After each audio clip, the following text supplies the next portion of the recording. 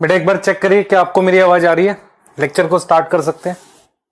Good evening सबको, जल्दी से चेक कर लीजिए।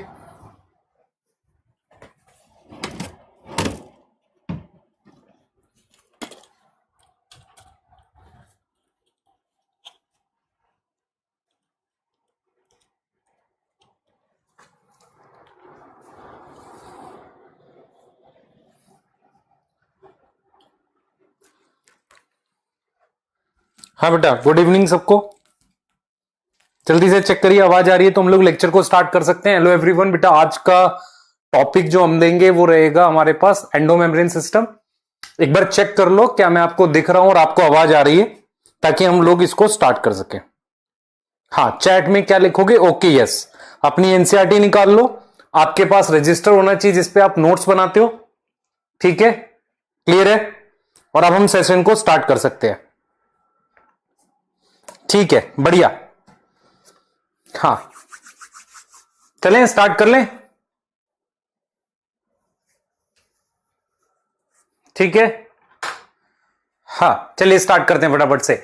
अभी तक जो हमने पढ़ा था बेटा प्रोकैरियोटिक सेल हम लोगों ने पढ़ लिया है, और प्रोकैरियोटिक सेल मैंने पूरा आपको प्रॉपर्ली समझा दिया है। तो प्रोकैरियोटिक सेल के जो एग्जांपल आपने याद करने हैं उसमें माइकोप्लाज्मा है, साइनोबैक्टीरिया के कुछ एग्जांपल थे, और मैंने कहा था कि कुछ पुराने बैक्टीरिया थे आर्की बैक्टीरिया, उनके कुछ एग्जांपल्स आपको बताए थे।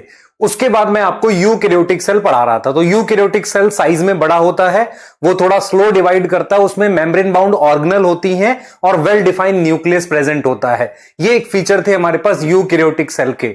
यूकैरियोटिक सेल में सबसे पहले मैंने आपको सेल मेम्ब्रेन और सेल वॉल पढ़ा दिया।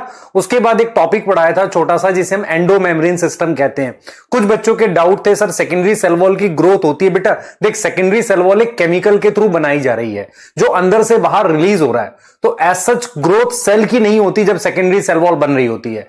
सेल तभी ग्रो करता है जब उसमें प्राइमरी सेल वॉल हो। तो जब सेल बढ़ेगा तो सेल वॉल बढ़ेगी, लेकिन सेकेंडरी सेल वॉल क्या होती है, अंदर से केमिकल ले जाकर लगा देते हैं। तो सेकेंडरी सेल वॉल की एज सच ग्रोथ नहीं होती। मतलब हम ये बोलते हैं कि सेल का साइज नहीं बढ़ रहा होता, तो हम ये मान सकते हैं कि सेकेंडरी सेल वॉल कहां बनेगी, प्राइमरी और प्लाज्मा मेम्ब्रेन के अंदर। और अगर आपको थोड़ी और बनानी है तो थोड़ा सा प्राइमरी सेल वॉल का पार्ट क्या होगा, यूज हो जाएगा। इसलिए एनसीईआरटी लिखती है कि प्राइमरी सेल वॉल डिमिनिश्ड होती है। प्लाज्मोडेस्माटा वो जगह होती है जहां पर सेल वॉल और आपकी सेल मेम्ब्रेन एब्सेंट होती है, मिडल लैमेला एब्सेंट होती है, उसे प्लाज्मोडेस्माटा कहते हैं, जो दो सेल के बीच का कनेक्शन है। जब आपको मैं एनाटॉमी वाला चैप्टर पढ़ाऊंगा तो वहां मैं बताऊंगा आपको कि देखो बेटा आपने सेल पढ़े हैं पैरेन्काइमा, कोलेनकाइमा, स्क्लेरेन्काइमा, और एक सेल होते हैं मेरिस्टेमेटिक सेल।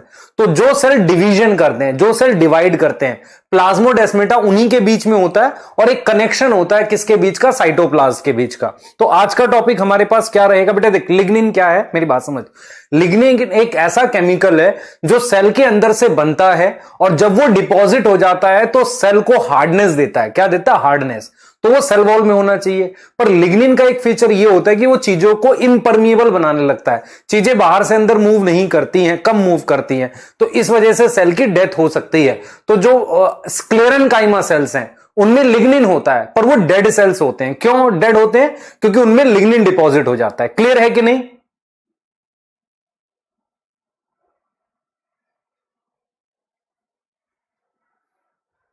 बेटा मिडल लैमेला जो है वो सेल वॉल, दो सेल वॉल के बीच में होता है। अगर किसी को डाउट है तो इस चीज को हमेशा याद रखना। चलें आगे चलें। हाँ, टेस्ट का सिलेबस आपका ईआर तक आ जाएगा मैक्सिमम, जो आज करा देंगे वही आएगा। चलो आगे चलते हैं जल्दी से।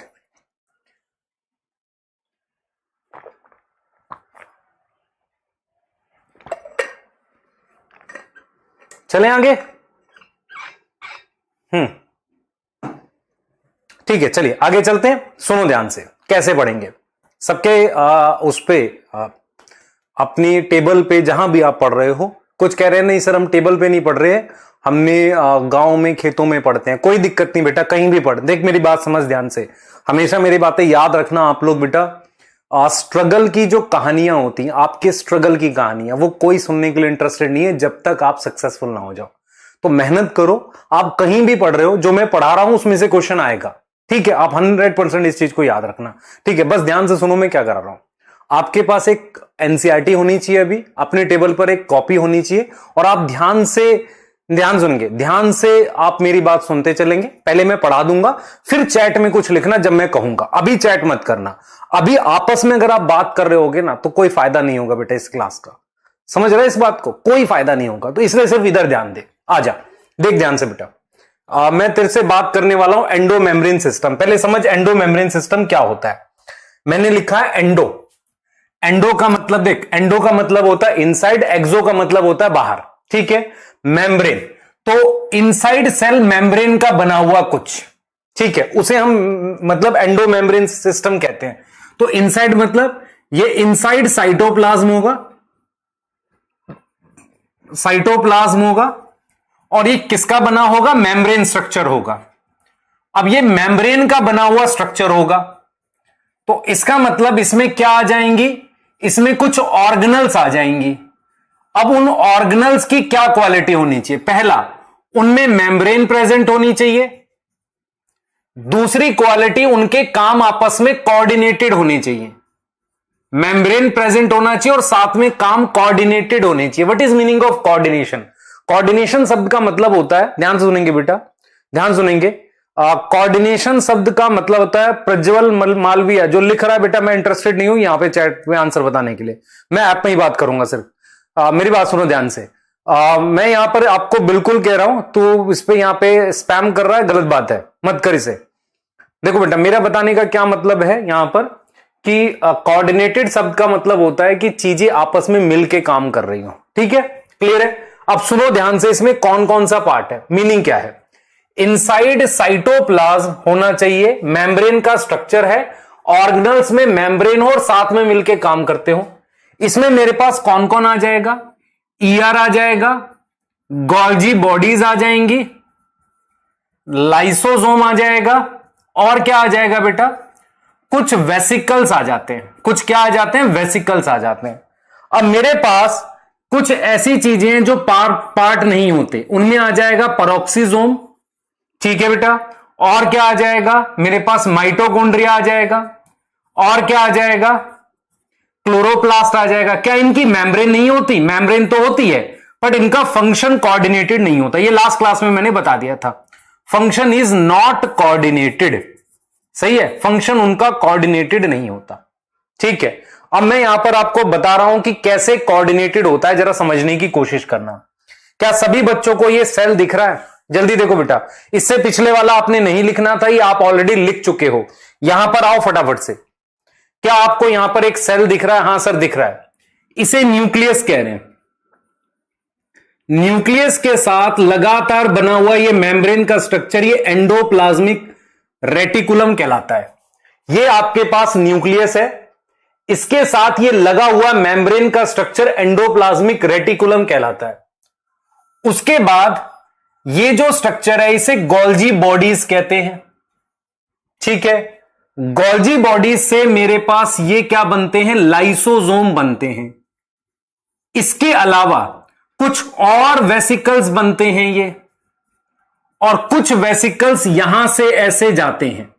तो मान लो इस ईआर ने प्रोटीन बनाई। मैं रिपीट कर रहा हूं, इस ईआर ने प्रोटीन बनाई, उस प्रोटीन को इस वेसिकल में पैक किया और गोल्जी बॉडी के पास भेज दिया। गोल्जी बॉडी ने क्या किया? प्रोटीन को मॉडिफाई किया। उस प्रोटीन को क्या किया? मॉडिफाई किया। तो मैं अगर आपसे सवाल पूछूं, ये जो प्रोटीन है ये किसने बनाई है? ईआर ने बनाई है। किसकी मदद से बनाई है? इसकी मदद से। ये क्या है? राइबोसोम है ना? ये क्या है? राइबोसोम है।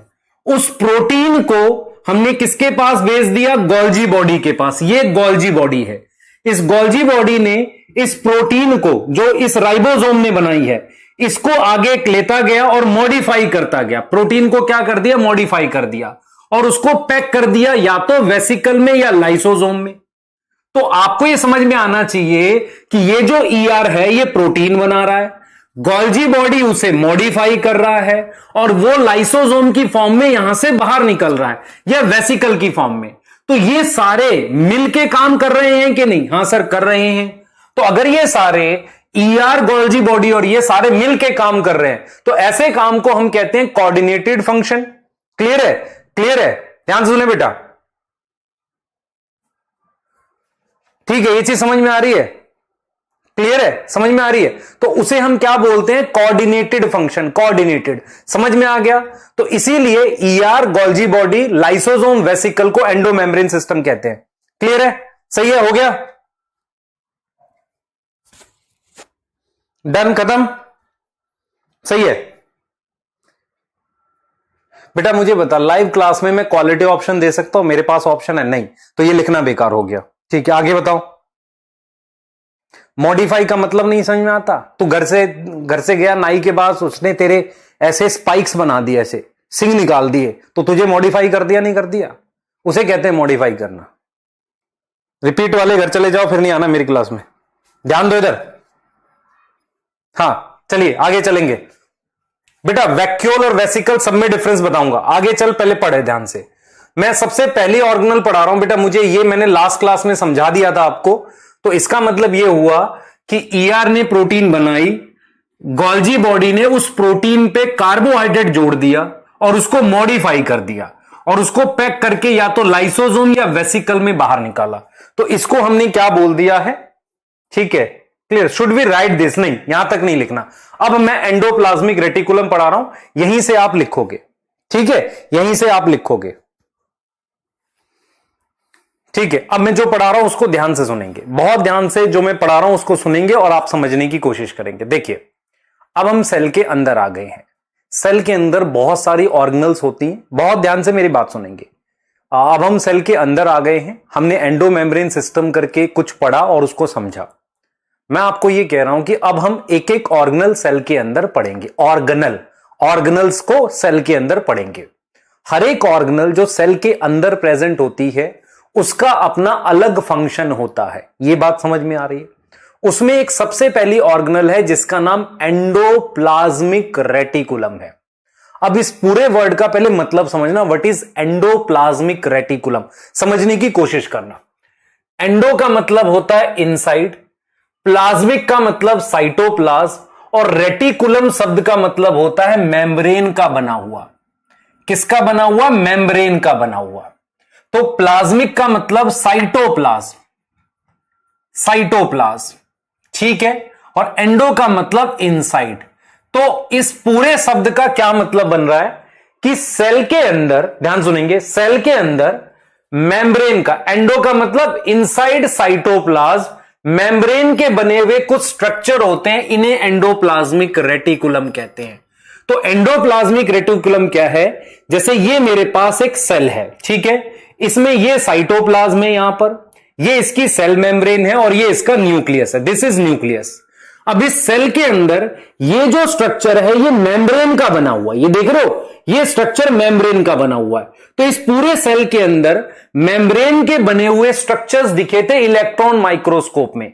तो सबसे पहली लाइन आपको क्या याद करनी है कि सेल के अंदर मेम्ब्रेन के बने हुए, मेम्ब्रेन किसके? लिपिड बाइलेयर, मेम्ब्रेन के बने हुए कुछ स्ट्रक्चर होते हैं जो सिर्फ इलेक्ट्रॉन माइक्रोस्कोप से विजिबल होते हैं, उन्हें हम नाम देते हैं एंडोप्लाज्मिक रेटिकुलम।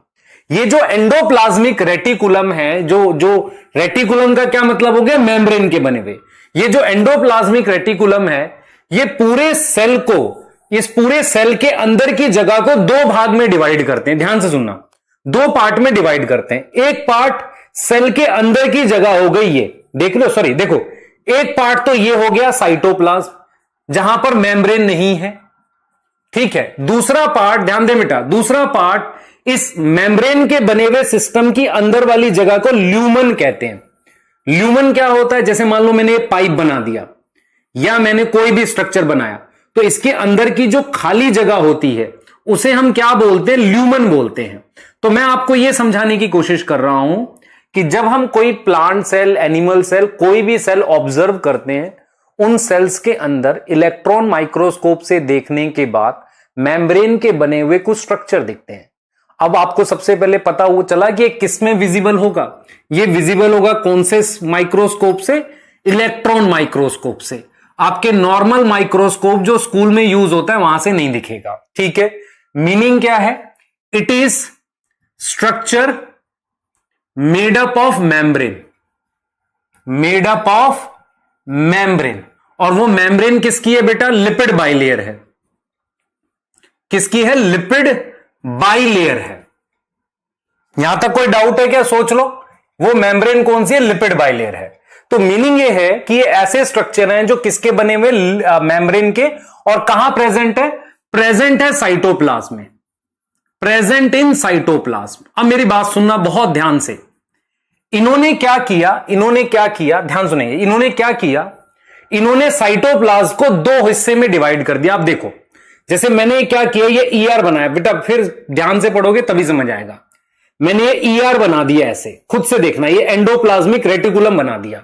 तो इनके अंदर की इस जगह को क्या बोलोगे? ल्यूमन बोलोगे। ये जो अंदर की जगह है ना, ये वाली, ये सब खाली जगह जो एंडोप्लाज्मिक रेटिकुलम के अंदर की जगह है, उसको हमने क्या नाम दे दिया? ल्यूमन दे दिया। तो होता क्या है कि ये मेम्ब्रेन क्या करती है? साइटोप्लाज्म को दो भाग में डिवाइड कर देती है। पहला वो हिस्सा जहां मेम्ब्रेन नहीं है। कहां मेम्ब्रेन नहीं है? यहां नहीं है, यहां नहीं है, यहां नहीं है, यहां नहीं, यहां नहीं है। तो ये कैसे अपीयर होते हैं? It appear like membrane, it appear like membrane structure which divide. ये मेम्ब्रेन के बने हुए स्ट्रक्चर होते हैं जो डिवाइड कर देते हैं साइटोप्लाज्म को, cytoplasm into two part, cytoplasm into two part. एक पार्ट जो एंडोमेम्ब्रेन सिस्टम के अंदर है उसे हम कहते हैं ल्यूमिनल कंपार्टमेंट। ल्यूमिनल कंपार्टमेंट का मतलब ऐसी जगह जो ल्यूमन के अंदर है। मैं रिपीट कर रहा हूं बार बार, ये ल्यूमन के अंदर की जगह को ल्यूमिनल कंपार्टमेंट कह रहे हैं। ठीक है, क्लियर है। दूसरा हम लिख सकते हैं साइटोप्लाज्मिक या एक्स्ट्रा ल्यूमिनल कंपार्टमेंट, ल्यूमन के अलावा। क्या आपको समझ में आया? अभी मैंने कुछ नहीं पढ़ाया, मैंने सिर्फ यह पढ़ाया कि बहुत सारे ऐसे सेल्स को जब हम इलेक्ट्रॉन माइक्रोस्कोप से देखते हैं तो हमारे पास मेम्ब्रेन के बने हुए कुछ स्ट्रक्चर दिखते हैं। वो जो मेम्ब्रेन के बने हुए स्ट्रक्चर है उनके अंदर की खाली जगह को ल्यूमन कहते हैं और वो साइटोप्लाज्म को दो हिस्से में डिवाइड कर देते हैं, एक उनके अंदर की जगह और दूसरा उनके बाहर की जगह। तो अंदर की जगह को ल्यूमिनल कंपार्टमेंट कहते हैं और बाहर वाली जगह को साइटोप्लाज्मिक और एक्स्ट्रा ल्यूमिनल कंपार्टमेंट कहते हैं। यहां कुछ अलग रिएक्शन चलेंगे इसके अंदर और बाहर कुछ अलग रिएक्शन चलेंगे, और ये दिखते किससे हैं? इलेक्ट्रॉन माइक्रोस्कोप से। क्या इतनी बात में कोई डाउट है? बताओ, जल्दी बताओ, जल्दी बोलो। बेटा लिपिड बाइलेयर नहीं पता तो फिर मैं क्या कर सकता हूं? है ना, लिपिड बाइलेयर का नहीं पता तो मैं क्या करूंगा? कुछ नहीं कर सकते। ठीक है, क्लियर है? यहां तक समझ में आ गया?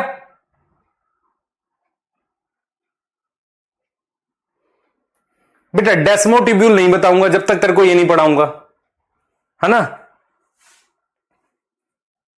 यहां तक कोई डाउट नहीं होना चाहिए। हैंड राइटिंग साफ है, मुझे ऐसा लग रहा है कि मैं पढ़ पा रहा हूं, तुम भी पढ़ पा रहे हो। लिख लो जल्दी से ये वाली स्लाइड, ये वाली स्लाइड लिख लो, आगे चल रहे हैं, जल्दी करो। सबसे पहला क्वेश्चन, एंडोप्लाज्मिक रेटिकुलम कैसे दिखेंगे? इलेक्ट्रॉन माइक्रोस्कोप से। वो क्या होते हैं? मेम्ब्रेन के बने स्ट्रक्चर। ठीक है, क्या करते हैं? साइटोप्लाज्म को दो पार्ट में डिवाइड कर लेते हैं। ल्यूमन के अंदर अलग रिएक्शन चलेगा, साइटोप्लाज्म में कुछ अलग चलता है। ठीक है, हाँ। और लिपिड बाइलेयर अगर आपको नहीं समझ में आ रहा है तो भाई लास्ट के लेक्चर देखना, मैं पूरा लेक्चर फिर पढ़ा दूं तो बेटा फिर तेरा पढ़ने का कोई मतलब नहीं है, तू छोड़, फिर आगे कुछ कर। अब इधर आ जाओ भाई। हमारे पास क्या होता है? ईआर की दो टाइप होती है। मेरी बात सुन लो ध्यान से बेटा, ध्यान से सुने, मेहनत करना सीखो थोड़ा सा। ठीक है, ऐसे टाइम पास मत किया करो मेरे साथ। इधर आओ, पहले फोकस करो। मेरे पास टाइप ऑफ ईआर की बात कर रहे हैं। एंडोप्लाज्मिक रेटिकुलम की दो टाइप होती है। सबसे पहले यह समझ में आ रहा है कि ये न्यूक्लियस है सर? हाँ, ये न्यूक्लियस है। ठीक है, एंडोप्लाज्मिक रेटिकुलम की दो टाइप होती है। एक टाइप, ध्यान सुनेंगे, एक टाइप ये है जिसके ऊपर ये राइबोसोम अटैच है, राइबोसोम अटैच है। ठीक है, राइबोसोम अटैच है, क्लियर है। उसकी वजह से इनका जो अपीयरेंस होता है रफ नजर आते हैं। ये कैसे रफ नजर आते हैं? रफ नजर आते हैं, इसीलिए इन्हें हम आरईआर कहते हैं। तो एंडोप्लाज्मिक रेटिकुलम दो टाइप के हो गए। पहला आरईआर, ठीक है, दूसरा एसईआर। दूसरा एसईआर। एसईआर कौन से होंगे? ऐसे वाले एसईआर कौन से होंगे? इस तरीके के।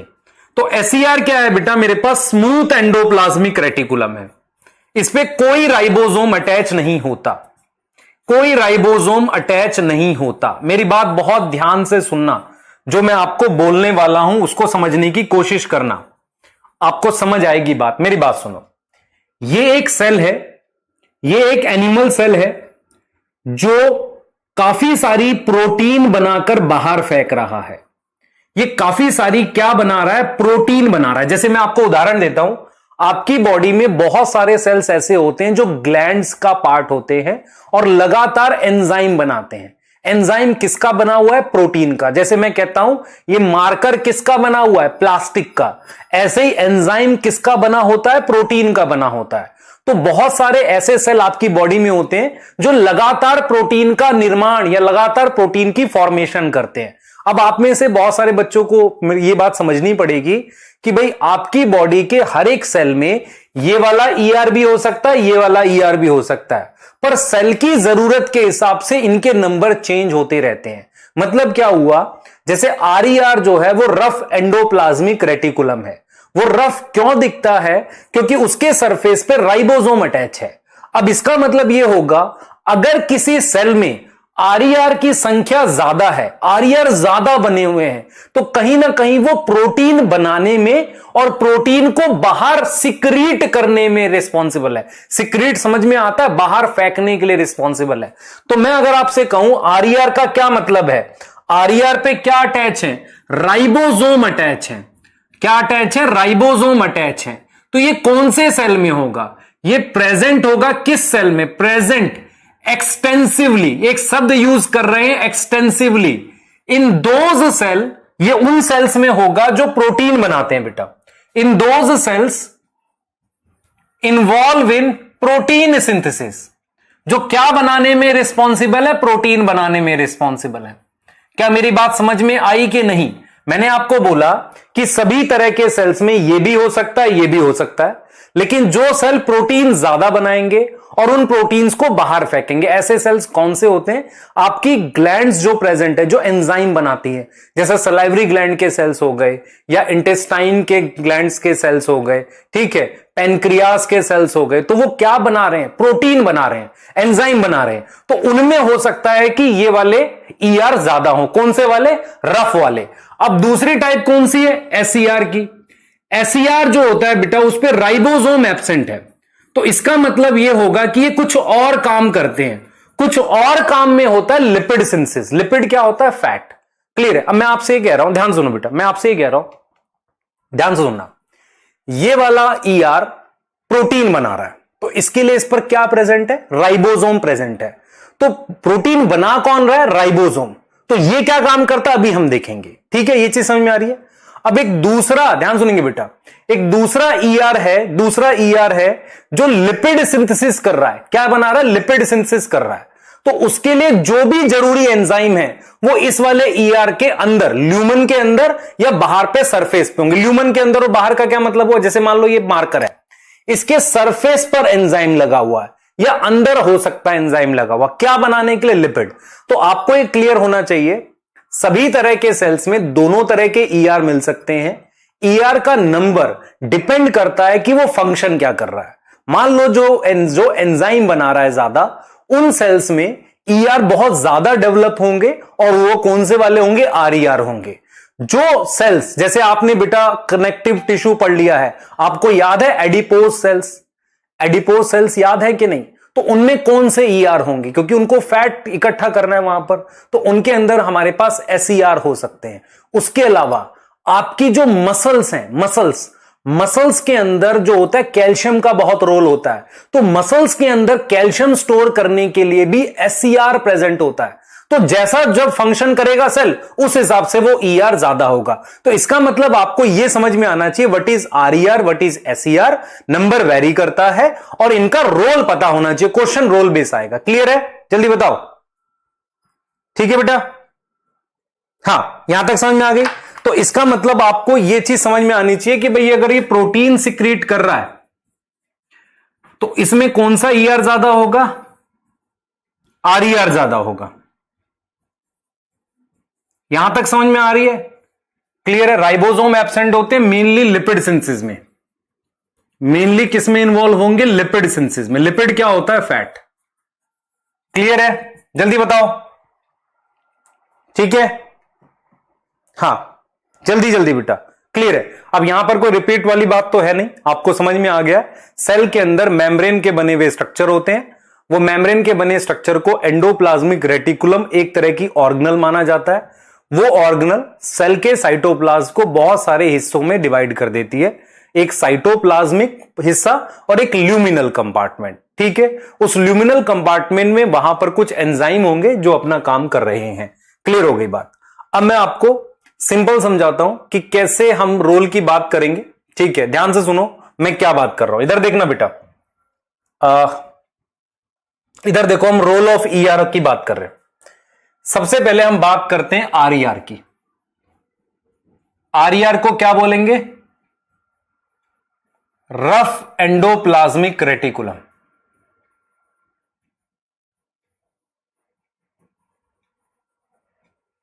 इसका रोल प्रोटीन सिंथेसिस,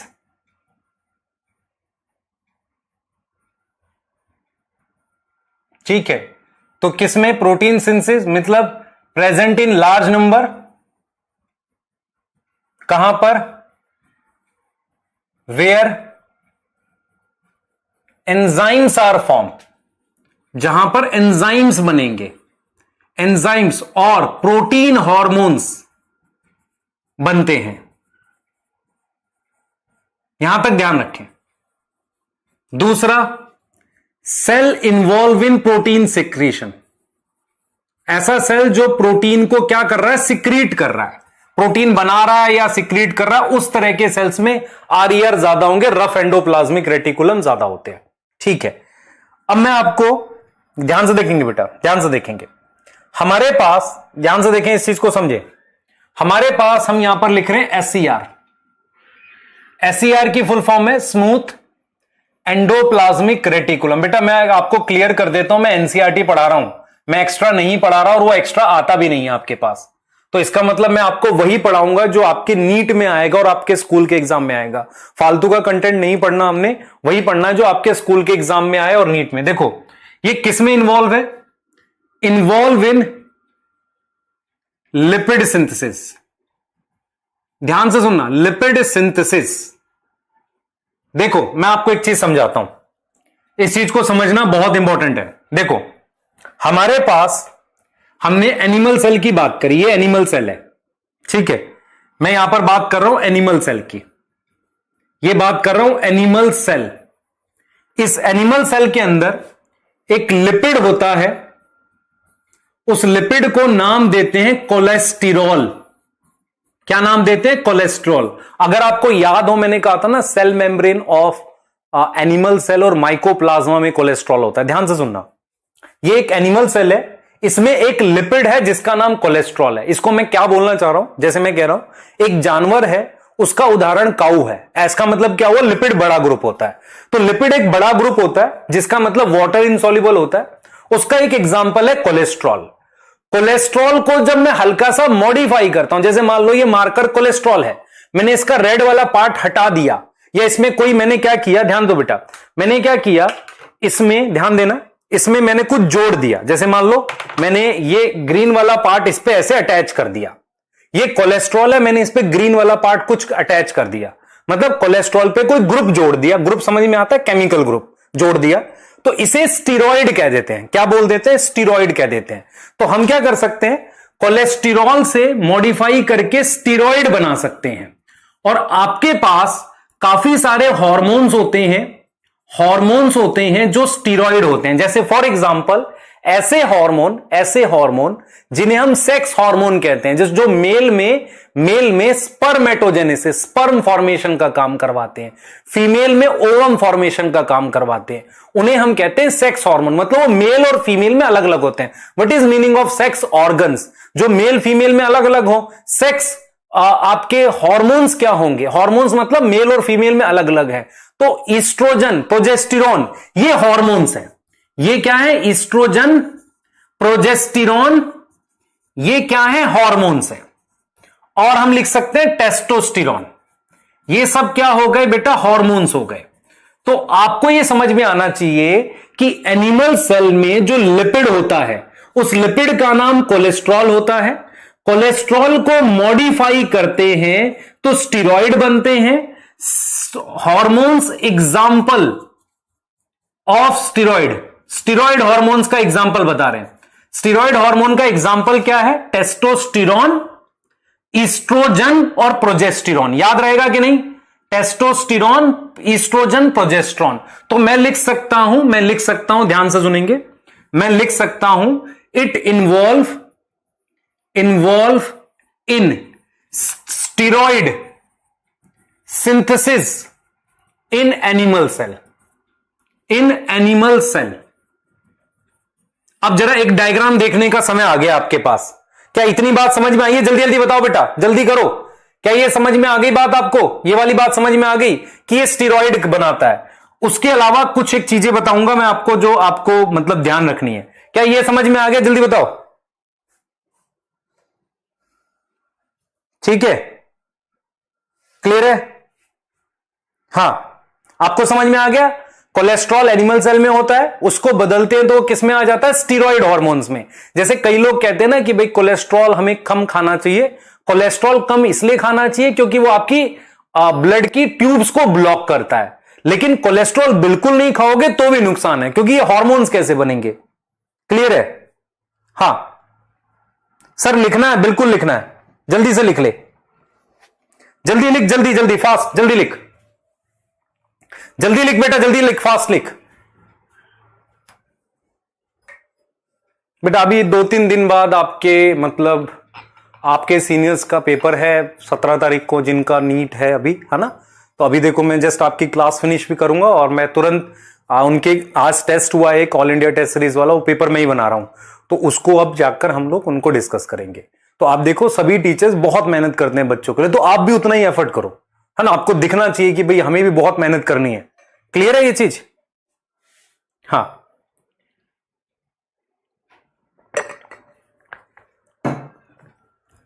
एक डायग्राम तुम्हारे लिए बना रहा हूं, इधर देखो बेटा। सभी बच्चों को पता है ये एलिमेंट्री कैनाल है। हां सर, ये एलिमेंट्री कैनाल है, पता है कि नहीं बताओ?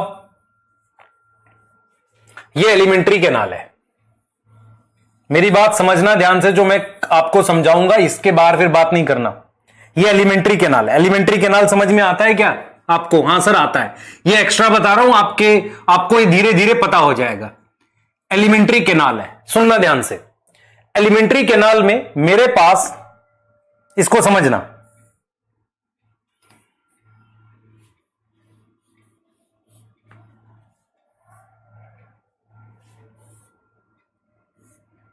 ये फैट है, फैट है, ध्यान से सुनिए, ये फैट है। जब हम फैट का डाइजेशन करते हैं तो वो दो चीजों में टूट जाता है। इस चीज को ग्लिसरॉल कहते हैं और इसको हम कहते हैं फैटी एसिड। इसको हमने क्या बोल दिया? Fatty acid. समझने की कोशिश करना, फैटी एसिड कह दिया। अब हम क्या करते हैं, ये जो सेल एलिमेंट्री कैनाल के, इसमें इनको एब्जॉर्ब करा लेते हैं। इनमें इसको क्या करा लेते हैं? एब्जॉर्ब करा लेते हैं। तो इन सेल्स का जो ईआर होता है ना, कौन से वाला? एसईआर। वो एसईआर क्या करता है? फैटी एसिड और ग्लिसरॉल को लेकर वापसी उससे ये बना देता है। ध्यान से समझिए बेटा, वापसी इनसे ये बना देता। आप खुद बताओ मैंने ये क्या बनाया?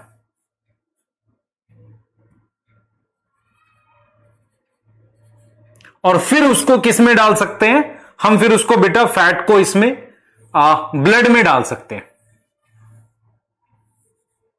मान लो ब्लड में डाल सकते हैं।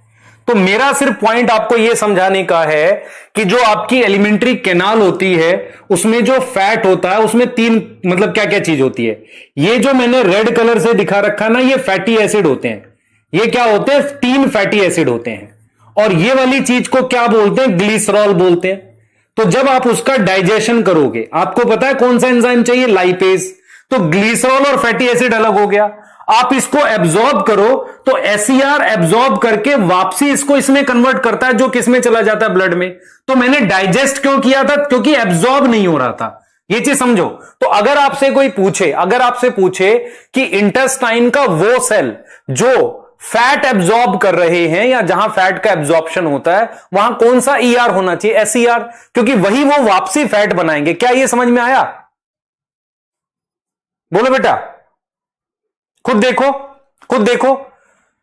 ग्लिसरॉल पे 3 फैटी एसिड जुड़ते हैं। देखो मेरी बात सुनो, इस फैटी एसिड की जगह अगर फॉस्फेट लगाऊंगा तो फॉस्फोलिपिड कहते हैं, लेकिन अगर 3 फैटी एसिड जुड़ते हैं तो इसे फैट कहते हैं या ट्राइग्लिसराइड कहते हैं, है ना, ट्राइग्लिसराइड या फैट। तो ये जो फैट है इसका डाइजेशन कर दिया, ग्लिसरॉल अलग, फैटी एसिड अलग। अब ये एब्जॉर्ब हो गए, एब्जॉर्ब हो गए। एसईआर इनको वापसी किसमें कन्वर्ट करता है? फैट में, फिर वो अपना ब्लड में चला जाता है। समझ में आ गया? हाँ, मतलब आपको पहले जाएगा, एक लैक्टियल होती है, वहां जाएगा, वहां से, पर आपको मैं तो सिर्फ ये समझाने की कोशिश कर रहा हूं कि एसईआर क्या काम करता है। भाई ये ब्लड जो है, ब्लड से पहले एक लिम्फ की वेसल होती है, लैक्टियल कहते हैं, वहां से ब्लड में जाएगा। पर हमें आपको यह समझाना है कि एसईआर क्या काम करता है। सही है? हां, मैं रिपीट करूंगा, एक बार सुनेंगे ध्यान से। आपकी एलिमेंट्री कैनाल में फैट का डाइजेशन हो जाता है, वो फैट इमल्सिफिकेशन से एब्जॉर्ब होता है और उसके बाद दोबारा फैट में कन्वर्ट होता है एसईआर के अंदर। उसके बाद वो लैक्टियल में जाता है। लैक्टियल क्या होता है? लिम्फ होता है, वहां से ब्लड में जाता है। सही है?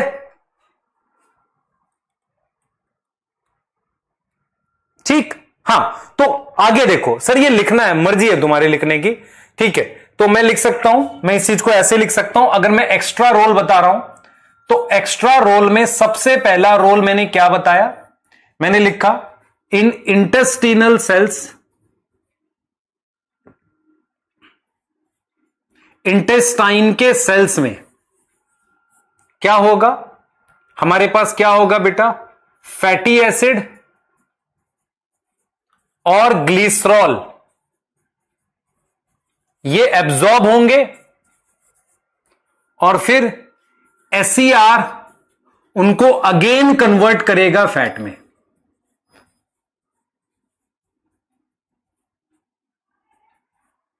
हां सर, ये अलग से लिख दूं एक्स्ट्रा रोल? एसईआर के लिख देता हूं, एसईआर के अलग से लिख देता हूं ताकि आपको याद रहे। चलो, एक्स्ट्रा रोल लिख रहा हूं एसईआर के। पहला बता दिया आपको, क्या बताया मैंने ये बताया कि इन इंटेस्टिनल सेल, लिख लेना बेटा, इसको लिखना है तुमको, ऐसा नहीं कि मैं आप टाइम पास कर रहा हूं। सेल हमारे पास क्या होगा? डाइजेस्टेड फैट एब्जॉर्ब होगा और again convert digested fatty acid, लिख लो, पूरा ही लिख लो, डाइजेस्टेड फैटी एसिड और ग्लिसरॉल। सर थोड़ा फास्ट पढ़ा बेटा, पढ़ ले पहले ना, पहले समझने की कोशिश कर, बहुत सारी चीजें आ जाएंगी तुझे। अगेन क्या होगा? कन्वर्ट इनटू फैट,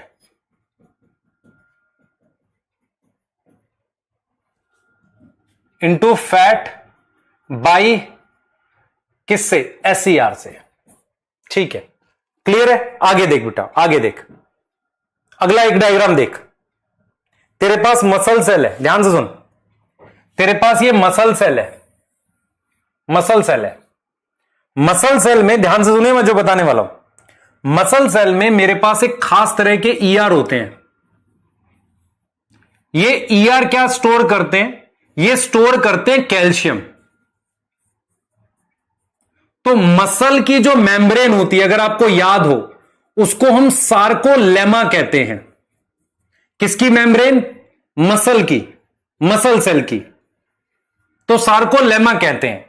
इसलिए इसके ईआर को हम नाम देते हैं, जो एसईआर होता है इसका, उसको हम नाम देते हैं, इसको हम नाम देते हैं सार्कोप्लाज्मिक रेटिकुलम। क्या नाम देते हैं? Sarcoplasmic reticulum. और वो क्या स्टोर करता है? कैल्शियम। क्योंकि कैल्शियम बहुत जरूरी होता है बेटा मसल कॉन्ट्रैक्शन के लिए। यदि कैल्शियम कम हो जाएगा तो हमारे हाथ अनकंट्रोल ऐसे हिलने लगेंगे। कैल्शियम बहुत जरूरी होता है। कैल्शियम, मेरी बात सुनो, कहां प्रेजेंट? आपके ब्लड में प्रेजेंट है। किसी सेल को कम पड़ेगा वो ब्लड से लेगा, और ब्लड में कैल्शियम का लेवल कौन घटा सकता है अगर किडनी से फालतू का निकल जाए तो कहीं ना कहीं आपको समझना पड़ेगा कि कैल्शियम का लेवल हमारे ब्लड में बहुत इंपॉर्टेंट है। और मसल के अंदर कैल्शियम के थ्रू मसल को कॉन्ट्रैक्ट और रिलैक्स करना, जैसे मैं हाथ ऐसे और ऐसे कर रहा हूं, तो इसके लिए कौन सा मिनरल काम कर रहा है मसल के अंदर? वो कर रहा है कैल्शियम। वो किसके अंदर स्टोर होता है? ईआर के अंदर। तो ER of muscle cell is known as sarcoplasmic reticulum. तो हम यहां दूसरा रोल लिख सकते हैं कि इन मसल सेल ईआर कौन सा है? एसईआर क्या कर रहा है?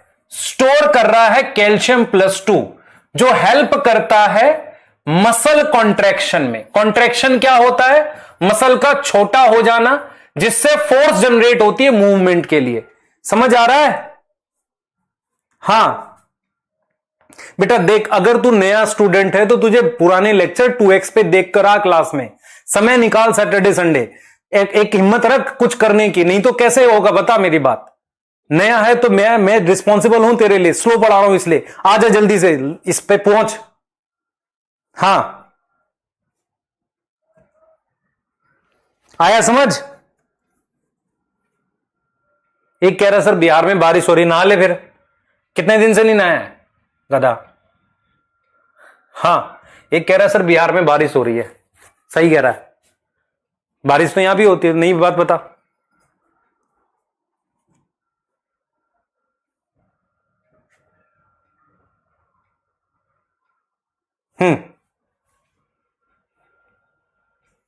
ये रही प्रीवियस स्लाइड बेटा, ये रही तेरी प्रीवियस स्लाइड, और देख ये रही, ये प्रीवियस है, देख ले।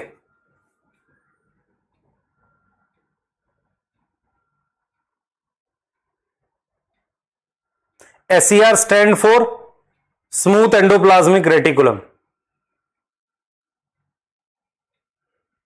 ये लिख लो जल्दी से। अच्छा सुन लो ध्यान से, मान लो जो लोग अल्कोहल पीते हैं, अल्कोहल समझ में आता है? इथेनॉल। आपसे अगर मैं पूछूं कि अल्कोहल कौन से ऑर्गन पे फर्क डालता है? लिवर में। एक्चुअल में क्या होता है? लिवर सेल को हम कहते हैं हेपेटोसाइट्स। हेपेटोसाइट्स जो लिवर सेल होते हैं उनके अंदर SCR होता है, जिसका काम होता है अल्कोहल के इफेक्ट को खत्म करना।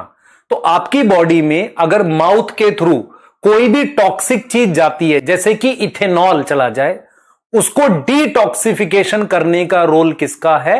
डिटॉक्सिफिकेशन करने का रोल किसका है? SCR का। मेरी बात समझ में आई?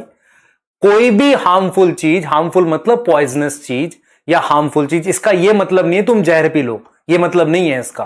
कोई भी हार्मफुल चीज हमारी बॉडी में जाती है माउथ के थ्रू, तो उसको डिटॉक्सिफाई करने का काम किसका? लिवर सेल का। लिवर सेल्स को हम क्या नाम बोलते हैं? हेपेटोसाइट। हेपेटोसाइट के अंदर ये काम कौन सी ऑर्गेनल करती है? SCR। तो SCR क्या होता है बेटा? SCR have role of detoxification. क्या रोल होता है? डिटॉक्सिफिकेशन। ठीक है, क्या रोल होता है? डिटॉक्सिफिकेशन। उसके लिए हमारे पास बेटा एक उनके पास साइटोक्रोम होता है, ठीक है ना? वो नहीं लिखेंगे हम, जरूरत नहीं है मुझे, बस ये समझना है role of detoxification in liver cell, ये याद रखना आपने। ये एक्स्ट्रा रोल बता रहा हूं बेटा। लिवर सेल, इन्हें आप क्या बोलते हो? हेपेटोसाइट। इसलिए कहते हैं ना लिवर खराब हो जाता है अल्कोहल ज्यादा पीने से। हाँ, सस्ता नशा नहीं करना चाहिए तुम लोगों को। तो डिटॉक्सिफिकेशन ऑफ ड्रग्स, मान लो आपने कोई ड्रग ज्यादा ले ली है या माउथ के थ्रू, है ना, उसको काम कौन करेगा? लिवर। सही है?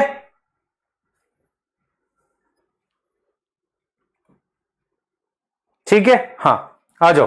अब मेरी बात सुनो, SCR के मैंने कुछ एक्स्ट्रा रोल बता दिया आपको। अब जो मैं बताने जा रहा हूं उसको ध्यान से सुनना। इसको एक बार देख लो बस, ये देख लो एक बार। ये सेल आपको दिख रहा है? हाँ सर दिख रहा है, ध्यान से देखना। ये न्यूक्लियस बना हुआ है, ये न्यूक्लियस बना हुआ है, ये न्यूक्लियस की आउटर मेम्ब्रेन है।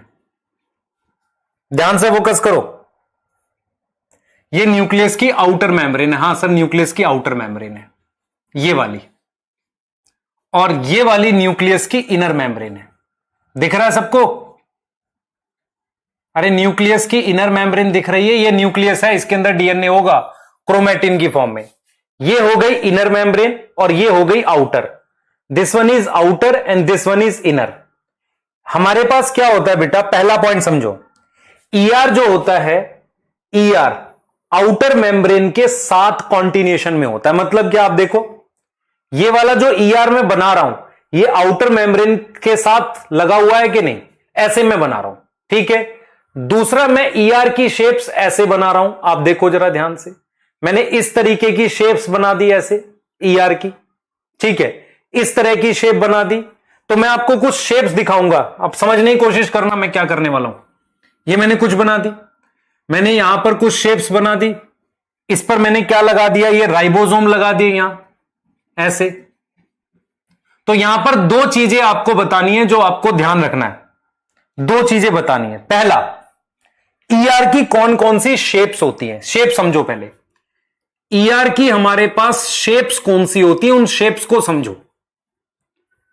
सबसे पहली शेप एक तो ऐसी हो गई, एक ऐसी हो गई जैसे ये ब्रांच है, ऐसी शेप को कहते हैं सिस्टर्नी, इसको कहते हैं ट्यूब्यूल। और अगर ऐसा हो, देख रहे हो ये भी ईआर है, मान लो दिस इज ऑल्सो ईआर, तो ऐसे गोल शेप को हम क्या बोलते हैं, वेसिकल बोलते हैं। क्या बोलते हैं, वेसिकल। तो ईआर की तीन शेप होती है, ऐसे वाली को सिस्टर्नी, इसको ट्यूब्यूल और इसको वेसिकल बोल दिया मैंने। क्लियर है, यहां तक समझ में आ रही है, सही है। अब यहां पर जो पॉइंट्स हैं आपको क्या क्या ध्यान रखने हैं। पहला पॉइंट जो आपको ध्यान रखना है वो ये है कि हमारे पास RER present in continuation, continuation मतलब लगातार, continuation with nuclear membrane, nuclear membrane के साथ लगातार प्रेजेंट होता है। यह समझ में आया, मतलब ये न्यूक्लियर मेम्ब्रेन है, देख बेटा ये न्यूक्लियर मेम्ब्रेन है और ये ईआर है, तो क्या ये लगातार नहीं प्रेजेंट है इसके साथ, कॉमन है यहां पर इनकी वॉल, है ना, ये सही हो गया। दूसरा क्या होता है, दूसरा सुनना ध्यान से, दूसरा ये होता है बेटा, हम लिखते हैं बायोजेनेसिस।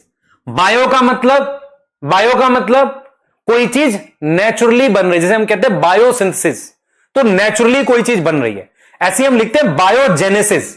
बायोजेनेसिस का मतलब कोई चीज नेचुरली कैसे बनी है, जेनेसिस का मतलब होता है बनना। देखो सिंथेसिस का मतलब होता है जैसे प्रोटीन बना रहे हैं, ऑर्गेनल्स के लिए वर्ड यूज करते हैं बायोजेनेसिस।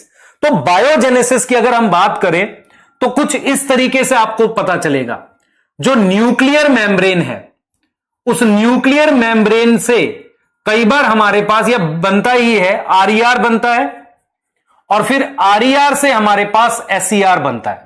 मतलब पहले आरईआर बनेगा, उसमें से ये अगर राइबोसोम हट जाएंगे, इस राइबोसोम के हटने के बाद वो किस में कन्वर्ट हो जाता है, एसईआर में कन्वर्ट हो जाता है और कुछ एंजाइम भी आ जाते हैं। तो मेरा सिंपल पॉइंट ये है आपको समझाने का कि ईआर की तीन शेप्स होती हैं, सिस्टर्नी, वेसिकल, ट्यूब्यूल। आपको ये याद नहीं करना कि एसईआर में कौन सी होती है, आरईआर में, ये सब नहीं करना, आपको सिर्फ ये याद करना है कि आरईआर की तीन शेप होती हैं, सिस्टर्ने, वेसिकल, ट्यूब्यूल।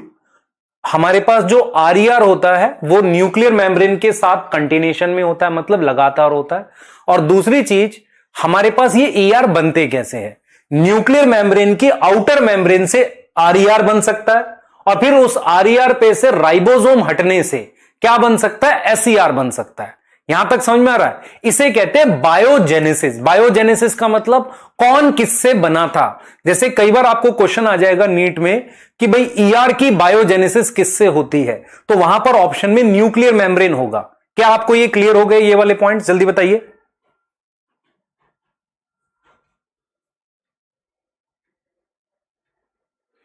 एक बच्चे का सजेशन है इस बार किसी को नीट में पीडब्ल्यू से 720 लाना चाहिए। मेरा यह सजेशन है इस बार पीडब्ल्यू से और ज्यादा बच्चों को गवर्नमेंट कॉलेज मिलना चाहिए। हमारा कभी भी टारगेट, बेटा मुझे एक चीज बता, अगर मैं 720 का टारगेट कर रहा होता तो मैं क्या छोटे बैच नहीं पढ़ा रहा होता जिनमें 10 बच्चे हैं, उन्हीं को बार बार पढ़ा के याद कर ऐसे करके। अगर हमारा टारगेट कम लोगों को पढ़ाने का होगा तो टॉपर्स बहुत ज्यादा बना पाएंगे। लेकिन ज्यादा लोगों को पढ़ाने का होगा तो उससे क्या होगा, बल्क में रिजल्ट आएगा, ज्यादा रिजल्ट आएंगे, है ना। तुम्हारा टारगेट गवर्नमेंट कॉलेज होना चाहिए, अच्छा गवर्नमेंट कॉलेज। रैंक टारगेट थोड़ी होती है यार, कैसी बात कर रहे हो, छोटे बच्चों के लिए बात है, ठीक है बेटा। डिटॉक्सिफिकेशन, टॉक्सिक समझ में आता है, टॉक्सिक जहरीला, उसको डिटॉक्सिफ मतलब कम करना, ठीक है। हाँ समझो इस चीज को, आगे चलते हैं। क्या मैं आपको एनसीईआरटी पढ़ा सकता हूं, आ जाओ, आओ जल्दी से आओ। ये देखो, देखो ध्यान से पढ़ना एक एक लाइन। अब आपकी एनसीईआरटी रीडिंग कर रहे हैं। Electron microscope studies of eukaryotic cells reveal the presence of, अगर हम इलेक्ट्रॉन माइक्रोस्कोप से स्टडी करते हैं सेल की, तो मुझे नेटवर्क, नेटवर्क समझ में आता है, नेटवर्क मतलब एक से दूसरा जुड़ा हुआ, और रेटिकुलम दिखता है किसका, ट्यूब जैसे, छोटे ट्यूब जैसे स्ट्रक्चर का, जो साइटोप्लाज्म में बिखरे रहते हैं। आप देख पा रहे हो क्या कह रहा है, कह रहा है कि जब आप इलेक्ट्रॉन माइक्रोस्कोप से किसी यूकैरियोटिक सेल को पढ़ोगे तो आपको नेटवर्क, नेटवर्क मतलब जैसे मैंने ट्यूब्यूल बनाया ना वैसा, नेटवर्क और रेटिकुलम, रेटिकुलम मतलब मेम्ब्रेन का बना हुआ, है ना, टाइनी, टाइनी मतलब छोटा, ट्यूब जैसे स्ट्रक्चर दिख रहे थे जो स्कैटर्ड थे, बिखरे थे साइटोप्लाज्म में। ये बात कर रहा है एंडोप्लाज्मिक रेटिकुलम की, ठीक है। तो ईआर क्या करता है, डिवाइड करता है किसको, इंट्रासेलुलर। ध्यान से देखें बेटा, सभी बच्चे ध्यान से देखेंगे। ये मेरे पास दो सेल हैं, इसके बीच की जगह को इंटरसेलुलर कहते हैं। क्या बोलते हैं, इंटरसेलुलर, सेल के बीच की जगह, सेल के अंदर की जगह को कहते हैं इंट्रासेलुलर। याद रहेगा, दो सेल के बीच की जगह को इंटरसेलुलर और सेल के अंदर की जगह को इंट्रासेलुलर। तो ये क्या कह रहा है, कह रहा है ईआर डिवाइड इंट्रासेलुलर, इंट्रासेलुलर मतलब सेल के अंदर स्पेस को दो अलग अलग कंपार्टमेंट में। कौन सा, ल्यूमिनल, जो ल्यूमन मतलब ईआर के अंदर, एक्स्ट्रा ल्यूमिनल जो साइटोप्लाज्म है मतलब ईआर से बाहर है। क्लियर है, हमने पढ़ा था दो कंपार्टमेंट बनाता है। ER often show ribosome attach to it, ठीक है, ऑन आउटर सरफेस। कौन से सरफेस पे, बाहरी सरफेस पे, है ना, बाहरी सरफेस पे। The endoplasmic bearing ribosome on their surface, bearing मतलब लगा होना, उन्हें आरईआर कहते हैं। In absence of ribosome they appear smooth and are called SER, उन्हें एसईआर कहते हैं। आरईआर फ्रीक्वेंटली, आरईआर कहां मिलेंगे, देखो आरईआर कहां मिलेंगे, frequently observe in the cell actively involve in protein synthesis. RER कहां मिलेंगे, जो प्रोटीन सिंथेसिस और सिक्रीशन। लिखा है कि नहीं बताओ, हमने नोट्स में लिखा है, हां सर लिखा है। They are extensive and continuous with the outer membrane of nucleus. ये लिखी है लाइन अभी हमने, एक्सटेंसिव मतलब बहुत सारे हैं, और आउटर मेम्ब्रेन ऑफ न्यूक्लियस के साथ कंटिन्यूएशन में लिख रहा है। देखो ये चीज लिखी है हमने अभी, जस्ट लिखी है।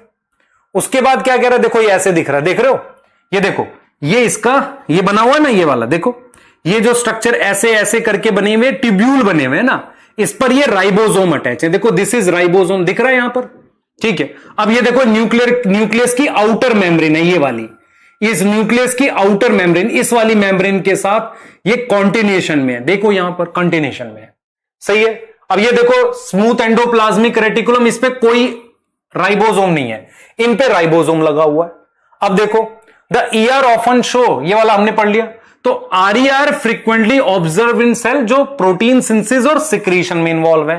और स्मूथ क्या करेंगे, मेजर साइट ऑफ लिपिड बनाने के लिए। और देखो इसने एनिमल सेल मेंशन किया है, लिपिड लाइक स्टीरॉयडल हार्मोन, पता चले कौन से हार्मोन की बात कर रहा हूं मैं, ईस्ट्रोजन, प्रोजेस्टेरोन, वो बनाता है। क्या मेरी बात समझ में आई, हाँ नहीं, सही है, सिस्टर्नी और ट्यूब्यूल की शेप सही है बेटा, हाँ शेप सही है बेटा। बायोजेनेसिस का मतलब है कौन किससे बनता है, तो बहुत सारी ऑर्गेनल्स एक दूसरे से बनती है। न्यूक्लियस की आउटर मेम्ब्रेन से आरईआर बनता है, आरईआर से राइबोसोम हटने से एसईआर बनता है। बस we have to learn this only, ठीक है। चलिए, क्या हमने एक कोई भी लाइन छोड़ी है, देखो मैंने स्टीरॉइड को आपको प्रॉपर बताया है, कोलेस्ट्रॉल से बनता है, ठीक है। चलिए अब आ जाते हैं गोल्जी अपरेटस की बात करते हैं। गोल्जी अपरेटस क्या होता है, गोल्जी बॉडी क्या होता है। गोल्जी बॉडी को समझने से पहले हम एक चित्र देखेंगे और उस चित्र को समझेंगे और उसी से आपको क्लियर करेंगे सारी चीजें। सभी बच्चे इस चित्र की तरफ ध्यान से देखेंगे। दिए गए चित्र में हम आपको क्या पढ़ा रहे हैं इस पर गौर फरमाएंगे, ठीक है ना? ठीक है, क्लियर है, सही है।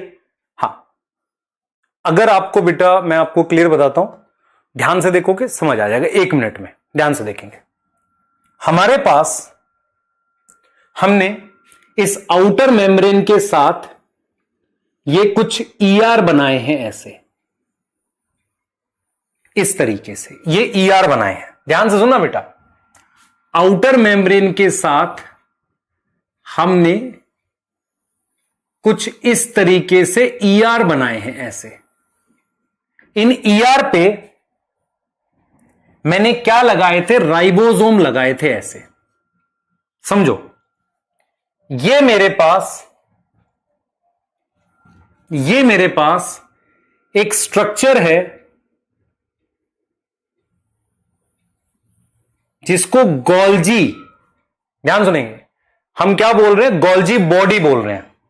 जब ऐसे काफी सारे लग जाएंगे तो उसे गोल्जी अपरेटस या कॉम्प्लेक्स बोल रहे हैं। ध्यान से सुनते चलना, जो चीजें बताऊंगा ध्यान से देखना कैसे काम हो रहा है। ध्यान से देखें, ये मेरे पास राइबोसोम है। राइबोसोम की 2 सब यूनिट होती है। सर आपने पढ़ा है राइबोसोम की 2 सब यूनिट होती है ना? ये राइबोसोम है, सही है सर। ये स्ट्रक्चर राइबोसोम है और ये कौन से वाला ईआर है, आरईआर। बहुत ध्यान से देखना। और ये क्या है, यहां पर न्यूक्लियस है। पूरा मामला ध्यान से समझेंगे। मेरे पास ये राइबोसोम है, इसने क्या करी, यहां से प्रोटीन बनाई। वो प्रोटीन ना बोल के हम लिखेंगे पॉलीपेप्टाइड। ये रहा, दिस ग्रीन कलर का जो दिखा रहा हूं ये पॉलीपेप्टाइड है। ये पॉलीपेप्टाइड फोल्ड होके प्रोटीन में कन्वर्ट हो जाएगा। थोड़ा सा डायग्राम को जूम करते हैं अगले स्लाइड पर। कोई बच्चा कुछ नहीं लिखेगा, सिर्फ समझेगा। समझने पे ध्यान दो, नहीं तो तोते उड़ जाएंगे, टॉपिक कभी समझ नहीं आएगा। ये मान लो ईआर है, मेरे पास ये राइबोसोम है। राइबोसोम में 2 सब यूनिट होती है। ये है लार्ज और ये है स्मॉल, और ये आरएनए है। आरएनए वो होता है जिस पे इंफॉर्मेशन आती है डीएनए से, सही है। ये लार्ज और स्मॉल सब यूनिट है। ये स्ट्रक्चर क्या है, राइबोसोम है। और ये क्या है, मेरे पास ईआर है। ईआर के अंदर की जगह को क्या बोल रहे हो, ल्यूमन। कौन सा ईआर है, आरईआर है। अब मेरी बात समझना, इस आरईआर से यहां से प्रोटीन बन के, ये पॉलीपेप्टाइड चेन कहते हैं इसे। ये पॉलीपेप्टाइड, पॉली का मतलब बहुत सारा, अमीनो एसिड की चेन। पॉलीपेप्टाइड चेन किसके अंदर चली गई, ईआर के अंदर चली गई। उसके बाद ये चेन ऐसे गोल गोल, मतलब एक शेप बना लेगी ऐसे। अब इसको मैंने क्या बोल दिया, प्रोटीन बोल दिया। फर्क देख रहे हो क्या है भाई? राइबोसोम ने, राइबोसोम, ये राइबोसोम की छोटी यूनिट, ये बड़ी यूनिट। ईआर पर कौन सी यूनिट जुड़ती है, बड़ी यूनिट जुड़ गई, ठीक है। उस बड़ी यूनिट से ये जो बन के यहां पर आया, ये एक पॉलीपेप्टाइड है। This one is polypeptide. इसको फोल्ड करके मैंने क्या बना दिया, प्रोटीन बना दिया। अब क्या होगा, इस प्रोटीन को ऐसे इसमें पैक करेंगे और फिर ये पैक होकर यहां से निकलेगी। ये इसमें पैक होकर ऐसे यहां से निकलेगी। तो ये जो स्ट्रक्चर मेम्ब्रेन का बना है, इन्हें हम कहते हैं वेसिकल। और ये वेसिकल ईआर से आया, इसलिए हम इसे ईआर ही मानते हैं। तो अगर आप ध्यान से देखो क्या होगा, मैं अगर इस डायग्राम को समझा पाऊं, राइबोसोम, राइबोसोम से मेरे पास क्या बना है, पॉलीपेप्टाइड। पॉलीपेप्टाइड कहां गया, इनसाइड ल्यूमन ऑफ ईआर। किसके अंदर गया, ल्यूमन ऑफ ईआर, ईआर में गया। उसके बाद क्या हुआ, वो क्या हुआ, फोल्ड हुआ। फोल्डेड हुआ, फिर उसके बाद वो किसमें पैक हो गया, पैक्ड इन वेसिकल। क्या इतनी बात में कोई डाउट है? पहले मुझे बताओ, फिर मैं पिछले वाले डायग्राम पे जाऊंगा। मैंने आपको सिर्फ समझाया है कि ये आपके पास राइबोसोम की छोटी यूनिट है, ये बड़ी यूनिट है। इनका काम होता है अमीनो एसिड की चेन को जोड़ के पॉलीपेप्टाइड चेन बनाना, ये बन गई। उसको फोल्ड किया, प्रोटीन बन गई। उसको पैक कर दिया किसके अंदर, ये पैकिंग हो रही है, ये पैक कर दिया किसके अंदर, पैकिंग इन वेसिकल। अब ये वेसिकल यहां से निकल गया। यहां तक कोई डाउट है? पहले बताओ। मुन्नू कौन है ये? रुक जा भाई, रुक जा। मुन्नू बाबू पूछ रहे हैं व्हाट इज राइबोसोम। तुम्हारी पिटाई हो जाएगी, पिछले लेक्चर्स नहीं देख रहा है ना? हां, पिछला लेक्चर मत देखियो। यहां तक कोई डाउट है? यहां तक डाउट है? अब मेरी बात सुनो ध्यान से, सारे क्वेश्चन बनेंगे, ध्यान से सुनना, सारे क्वेश्चन बनेंगे। अगला आ जाओ। अब इस डायग्राम पे यहां पहुंचो, तुम्हें ये दिख रहा है, ये वाला। अब इसका मतलब तुम्हारे पास जो ये वेसिकल यहां से निकला वो इसमें जा रहा है, और इस वेसिकल में क्या है, ये इधर जा रहा है। तो मैं आपको यहां पर क्लियर कर रहा हूं, आरईआर क्या करता है बेटा, प्रोटीन बनाया, या उसने मान लो लिपिड बनाया, इसने तो प्रोटीन बनाया, उसने उसको पैक कर दिया वेसिकल पे। ये सिंगल को कहते हैं गोल्जी बॉडी, इस पूरे को कहते हैं गोल्जी कॉम्प्लेक्स। ये जो गोल्जी कॉम्प्लेक्स लगा हुआ है ना, इस गोल्जी कॉम्प्लेक्स पर यह वेसिकल जाकर यहां लग जाएगा। इसके अंदर से होता हुआ, बदलता हुआ बाहर निकलेगा, यहां से बाहर निकलेगा ऐसे। और इसके अंदर जो भी चीज थी, मान लो ये था, इसमें बदलाव हो चुके हैं, इसमें कुछ बदलाव हो चुके हैं। मतलब क्या हुआ, मेरी बात सुने। न्यूक्लियस के डीएनए ने आरएनए बनाया, उस आरएनए की मदद से इस राइबोसोम ने ध्यान से सुनेंगे, न्यूक्लियस के डीएनए ने आरएनए बनाया, उस आरएनए की इंफॉर्मेशन से इस राइबोसोम ने यह पॉलीपेप्टाइड बनाई। ये पॉलीपेप्टाइड इस वेसिकल में पैक हुई और जाकर किसके अंदर घुस गई, इस गोल्जी कॉम्प्लेक्स के एक साइड में चली गई, और यहां से मॉडिफाई होती हुई बाहर निकली। तो अगर आपसे कोई पूछे कि कौन सी ऑर्गेनल है जो ईआर से आने वाली प्रोटीन को मॉडिफाई करती है, जैसे दिस इज प्रोटीन, ध्यान सुनेंगे, दिस इज प्रोटीन, इस पे शुगर लगा दूं तो it become glycoprotein. This is lipid, इस पे शुगर लगा दूं, लिपिड कहां से आएगा, एसईआर से। दिस इज लिपिड, इस पे शुगर लगा दूं, ग्लाइकोलिपिड। तो आपको यह क्लियर होना चाहिए कि मॉडिफिकेशन कैसे होगी। एक वेसिकल जिसमें पॉलीपेप्टाइड, वो यहां से घुसेगा, मॉडिफाई होता हुआ यहां फाइनल निकलेगा। अब क्या होगा बेटा, यहां पर ये जो वेसिकल बाहर निकलेगा, इस पे हम निशान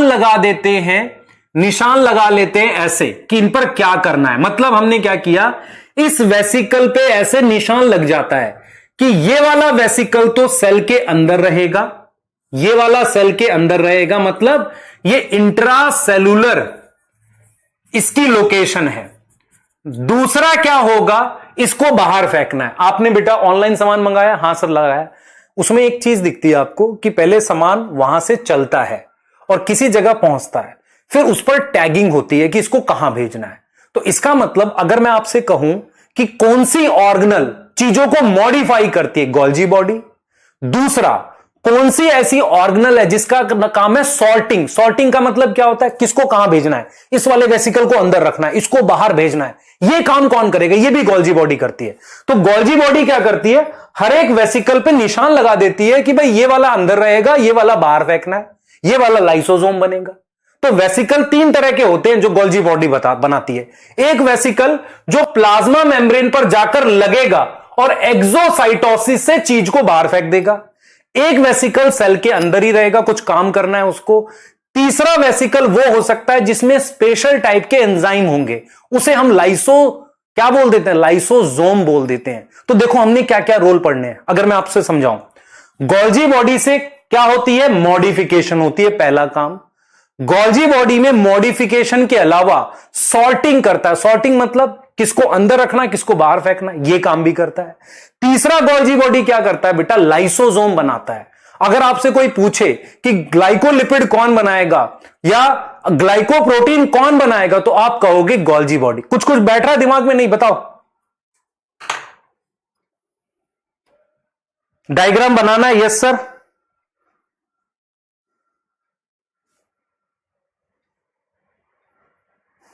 आशीष कह रहा मैं गुस्सा हूं। हो जा भाई,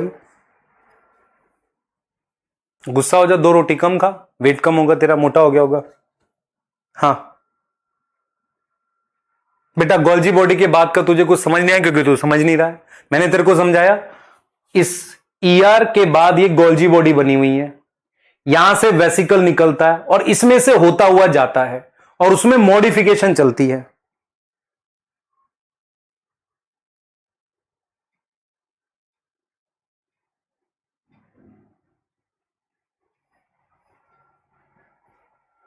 हम्म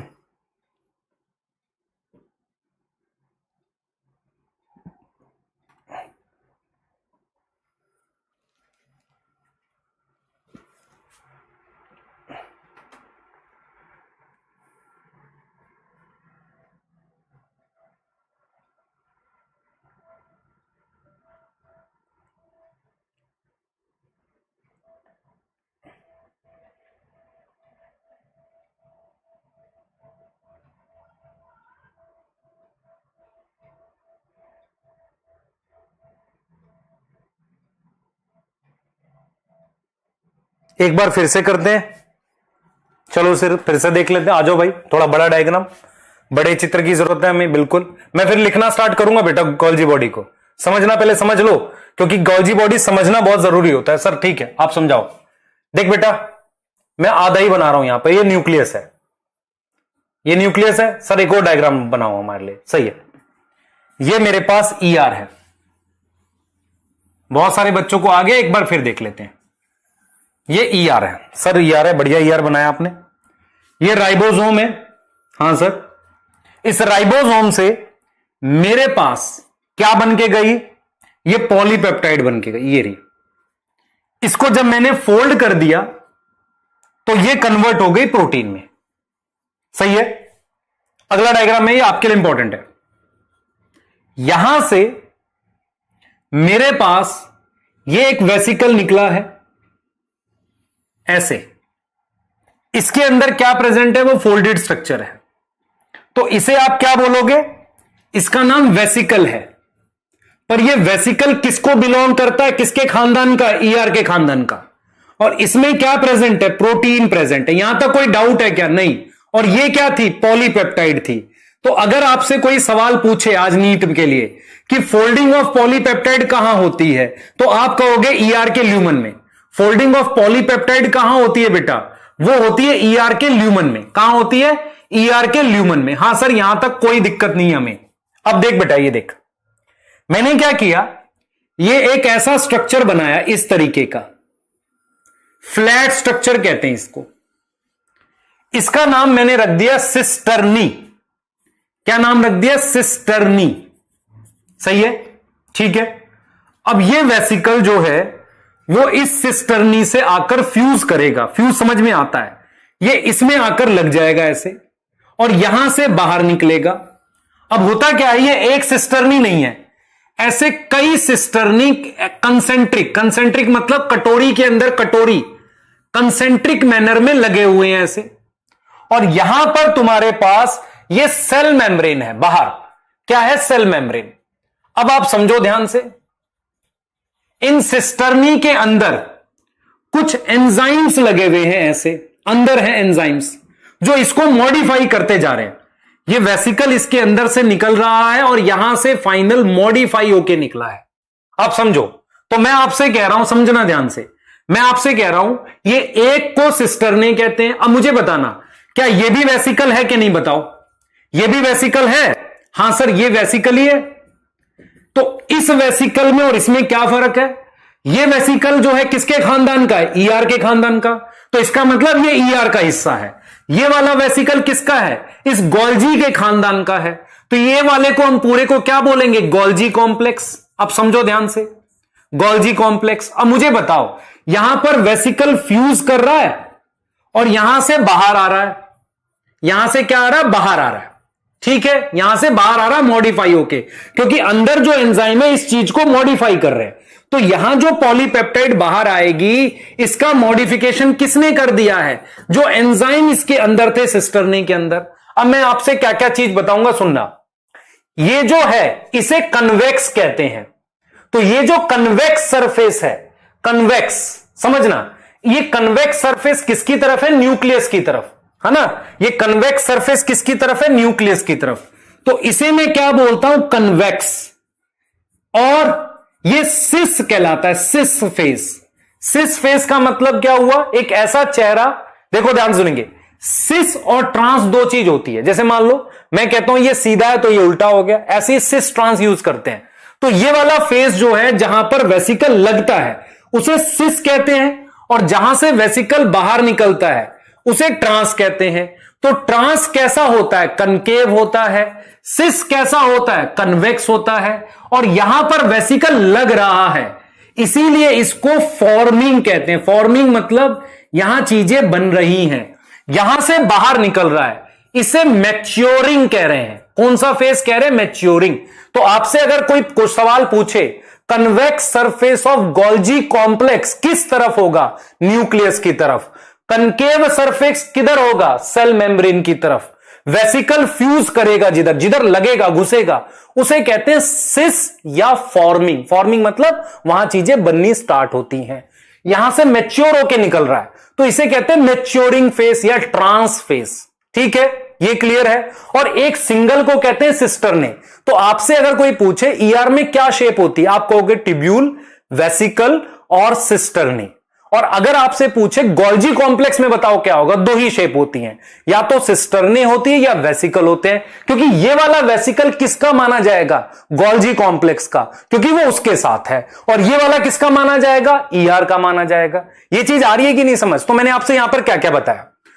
सबसे पहले एक सिंगल को कहते हैं सिस्टरने, जब बहुत सारे लगे हो तो उसे गोल्जी कॉम्प्लेक्स या गोल्जी बॉडी बोल सकते हैं, मतलब गोल्जी कॉम्प्लेक्स बोल सकते हैं या गोल्जी अपरेटस बोल सकते हैं। सही है, ये एक वैज्ञानिक के नाम पे है। इसका मेरे पास एक फेस होता है जो कन्वेक्स है। तो कन्वेक्स वाला जो होता है वो किसकी तरफ होता है? न्यूक्लियस की तरफ। कनकेव वाला किधर होता है? इसकी तरफ। इसमें क्या हो रहा होता है? बदलाव हो रहे होते हैं, मॉडिफिकेशन हो रहे होते हैं। क्या यहां तक समझ में आ रहा है? जल्दी बताओ।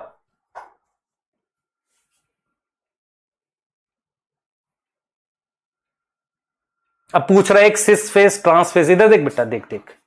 कई बच्चों की पिटाई करने का भी मन करता है, पर कोई बात नहीं। ये तेरे को रिमोट दिख रहा है बेटा? दिख रहा है सर। इसका ये वाला जो फेस है, ये वाला, इसको मान ले सिस कहेंगे, तो दूसरे वाला ट्रांस हो जाएगा। ऐसे ही गोल्जी कॉम्प्लेक्स का वो फेस जहां वेसिकल घुसेगा, ऐसे, उसको सिस कहते हैं। जहां से निकलेगा उसे ट्रांस कहते हैं। सिस को ही फॉर्मिंग कहते हैं, कन्वेक्स होता है। ट्रांस मैच्योरिंग होता है। सही है। इधर देखो, इस चित्र की तरफ ध्यान डालेंगे। ये देख बेटा, देख, मान ले इधर मेम्ब्रेन है, इधर मेम्ब्रेन है। कौन सी मेम्ब्रेन है? Cell membrane. तो ये कौन सा फेस हो गया? ट्रांस। या क्या हो गया? कनकेव। और यहां पे मैच्योरिंग बोल सकते हैं। मैच्योर होके देख रहा है, वेसिकल निकल रहा है, मैच्योरिंग फेस। ये न्यूक्लियस के पास है, तो इसको क्या बोल देगा? सिस। ये वेसिकल है मान ले, अंदर जा रहा है ये, इसको सिस बोल देगा। कनकेव कह दे, सॉरी कन्वेक्स कह दे, या फॉर्मिंग बोल दे। आ रही है समझ? जल्दी बता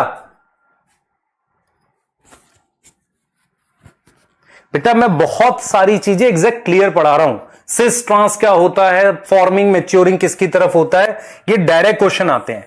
ठीक है, अब जरा इसकी डिटेल लिखना स्टार्ट कर रहे हैं, और मैं जो जो लिखूंगा ध्यान से पढ़ना उसमें मैं क्या कर रहा हूं। ठीक है, मैंने 3 डायग्राम बनाए, वो तीनों डायग्राम आपको आने चाहिए। ठीक है, ये आपके लिए ही बनाया मैंने तीनों डायग्राम। सबसे पहला डायग्राम ये था, चित्र मैंने बनाया था आपको समझाने के लिए। दूसरा डायग्राम ये था जो डिटेल समझाई थी मैंने, ईआर कैसे काम करता है। तीसरा डायग्राम ये है।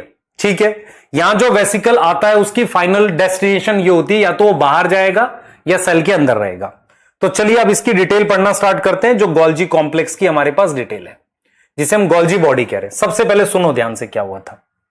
हुआ यह था बेटा, 1898 में एक साइंटिस्ट थे जिनका नाम कैमिलियो गोल्जी था।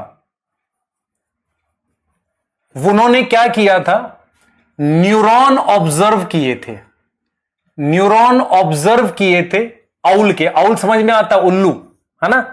उल्लू कैसा होता है, सबने देखा हुआ है बेटा। आपके घर में मिरर होगा, सामने जाके देखोगे उल्लू दिखता है उसमें, है ना। एक दो बच्चे देखना, कोशिश करना, उल्लू दिखेगा। तो न्यूरॉन ऑब्जर्व किया, है ना। उसके न्यूरॉन मतलब क्या हुआ, एक साइंटिस्ट थे 1898 में, उनका नाम कैमिलियो गोल्जी था। उन्होंने न्यूरॉन किसका ऑब्जर्व किया, आउल का। मतलब आउल का जो न्यूरॉन सेल है, न्यूरॉन सेल ऑफ आउल, उसको ऑब्जर्व किया। ठीक है, उसको क्या किया, ऑब्जर्व किया। सही है, दिखा बेटा किसी को उल्लू है, देखना, बताना कि मतलब पापा को बताना सर ने बताया कि उल्लू दिखता है ना। हाँ सही है, हाँ ठीक है। अब इधर देखो बेटा, इधर ध्यान दो। सेल ऑफ आउल ऑब्जर्व किया तो उन्होंने क्या देखा कि उनको एक डेंस रेटिकुलर का मतलब होता है थोड़ा मेम्ब्रेन जैसा कुछ बना हुआ, dark dense reticular structure observe हुआ। मतलब एक डेंस, मतलब जैसे मान लो मैंने ये सेल, देखो मेरी बात सुनो, एक सेल लिया, उसमें कुछ गाढ़ा स्ट्रक्चर उनको दिखा, ऐसे उनको कुछ डार्क स्ट्रक्चर मेम्ब्रेन का बना हुआ ऐसा कुछ दिखा। तो उन्होंने उसका नाम उस साइंटिस्ट के नाम पर रखा गया गोल्जी बॉडी। तो स्ट्रक्चर को हम क्या नाम देते हैं, स्ट्रक्चर को नाम देते हैं Golgi body, known as Golgi body, scientist के नाम पे।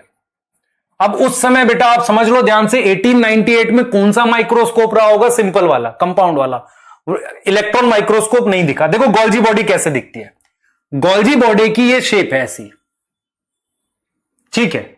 ये कैसे होते हैं सुन लो ध्यान से, इसे सिस्टर्ने कह रहे हैं। ये स्ट्रक्चर कैसा है बेटा, ध्यान सुनेंगे तो गोल्जी बॉडी जो है, ये गोल्जी बॉडी जो है वो किसका बना हुआ है, made up of cisternae and vesicles. ये दो चीजें होती हैं। अब जो सिस्टर्ने ये बना हुआ ये कैसा है, ध्यान से सुनेंगे बेटा।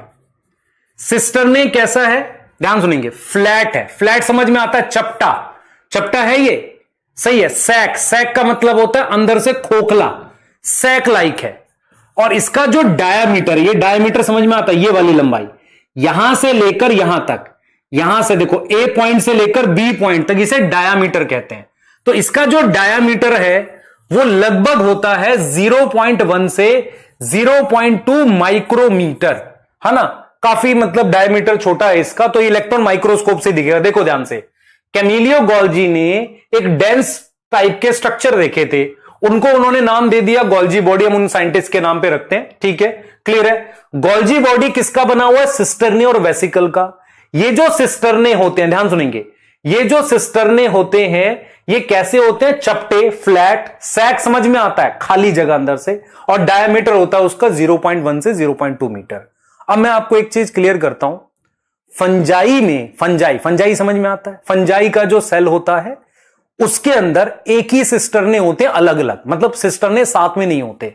तो मैं यहां पर लिखूंगा, ध्यान से समझेंगे, ध्यान से समझो। अगली चीज जो इंपॉर्टेंट है उसमें ये है, यहां तक लिख लिया सबने, क्योंकि ये मैं पढ़ा चुका हूं, अब मैं इसको समझा रहा हूं। हाँ, बुक में सर 0.5 से 0.1 है बेटा, डाटा में मिस्टेक हुई होगी, मेरे को कई बार ध्यान नहीं रहता, ठीक है। हाँ, बुक में ये है तो यही है, आपको यही याद करना है। हो सकता है बिल्कुल, क्योंकि ये डाटा है तो डाटे को कई बार हम लोग भी स्किप करते हैं हल्का सा। सुन लो ध्यान से, एनसीईआरटी लिखती है कि number of cisternae is variable. ध्यान से सुनना मैं जो बोलूंगा। मान लो मेरे पास ये फंजाई का सेल है, ये फंजाई का सेल है, इसमें सिस्टर्ने अलग अलग मिलते हैं, ऐसे अलग अलग मिलते हैं ऐसे, तो इसे कहते हैं यूनी का मतलब सिंगल, सिस्टर्नल, जिसके लिए हम वर्ड यूज करते हैं डिक्टियोजोम। तो यदि आपसे कोई पूछे व्हाट इज डिक्टियोसोम, तो आप लिखोगे कि ऐसी गोल्जी बॉडी जिसमें सिस्टरने अलग अलग मिलते हैं। कोई डाउट है यहां पर? Number of cisternae is variable, cisternae हमारे पास वेरिएबल होते हैं, सही है। आउल क्या होता है? उल्लू बेटा, उल्लू उल्लू उल्लू देखना है ना, उल्लू उल्लू उल्लू तुम्हारे जैसा दिखेगा, है ना। इधर ध्यान दे, number of cisternae is variable. जो सेल्स दूसरे होते हैं, मान लो मैं कहता हूं जिसमें एक्टिवली प्रोटीन वगैरह बन रही होती है, वहां पर सिस्टरने ऐसे लगे रहते हैं। देख बेटा, सिस्टरने ग्रुप में लगे रहते हैं ऐसे, इन्हें गोल्जी कॉम्प्लेक्स या क्या बोलते हैं बेटा? Golgi apparatus. तो यहां सिस्टरने कैसे हैं? सिस्टरने इन ग्रुप, नंबर वेरिएबल हो सकता है, तो इसे हम क्या बोलेंगे? गोल्जी कॉम्प्लेक्स या अपरेटस। अपरेटस का मतलब होता बहुत सारे यहां पर। अब इसमें आप बताओ, दो फेस हैं, दो फेस हैं कौन से? एक है सिस, सिस फेस किधर है? Towards nucleus. इसको हम और क्या बोल सकते हैं? ये कन्वेक्स है एंड फॉर्मिंग है ना बेटा। दूसरा फेस कौन सा है? Trans face. वो किधर होगा? Towards membrane. किसकी तरफ है? मेम्ब्रेन की तरफ। उसको क्या लिखेंगे? Concave and maturing face. ये पढ़ चुके इसलिए डायरेक्ट लिख रहा हूं। यहां तक समझ में आ रही है? ठीक है।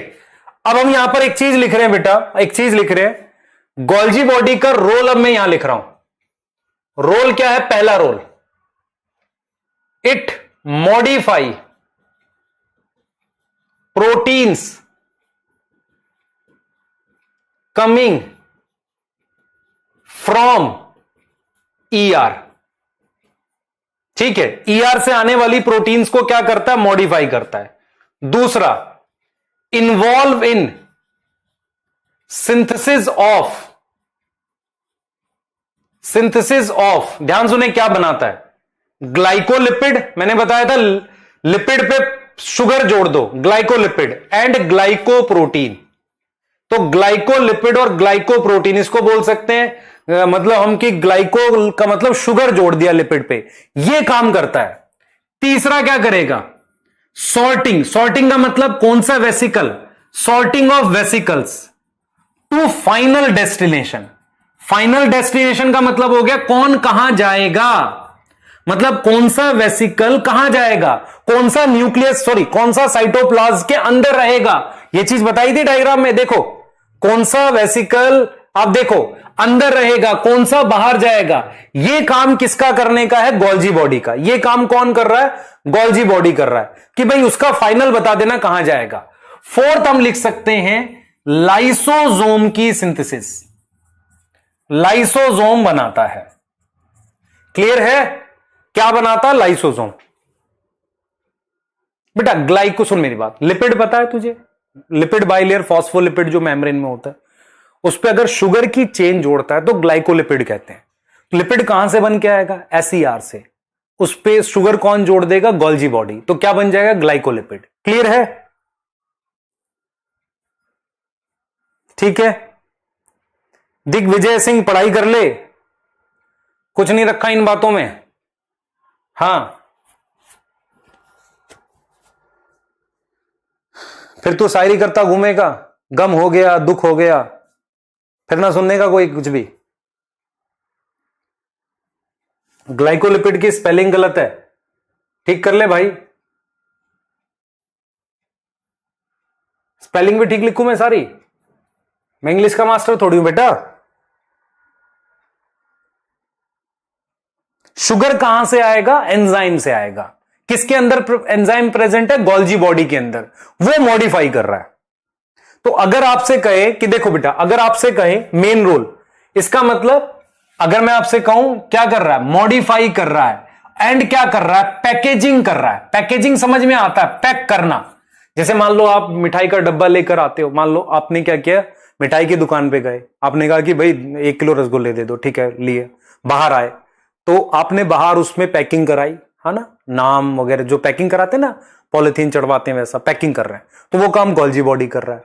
फिर उस पे वो क्या कर रहा है, दो अलग अलग कलर की वो लगा रहा है कि भाई इस वाले डब्बे में रसगुल्ले हैं, दूसरे वाले में कुछ खुश हो रहे होंगे, कुछ वाले में मतलब कुछ और चीज है ना, मिल्क केक हो सकता है, तो उसके लिए वो कलर है। तो उस तरह की जो चेंजेस होते हैं वो गोल्जी बॉडी करता है। फाइनल पैकेजिंग वही करता है कि भाई उसको बाहर देना है, इसको घर में रखना है ना, मतलब जो बढ़िया वाली मिठाई घर रखना है, फिर बाकी जो देके आते हो ना तुम लोग दिवाली पे मैक्सिमम बच्चे सोन पापड़ी देकर आते हैं, है ना, वो नहीं करना वैसा कुछ। ठीक है, हाँ क्लियर है, सही है, हाँ बिल्कुल सही। अब देखो, यदि आपसे कोई कहे इसके एक दो एक्स्ट्रा रोल बताओ, सुन लो ध्यान से, एक्स्ट्रा रोल, गोल्जी बॉडी के एक दो एक्स्ट्रा रोल बता रहा हूं। एक्स्ट्रा रोल, फर्स्ट बेटा मिडल लेमला,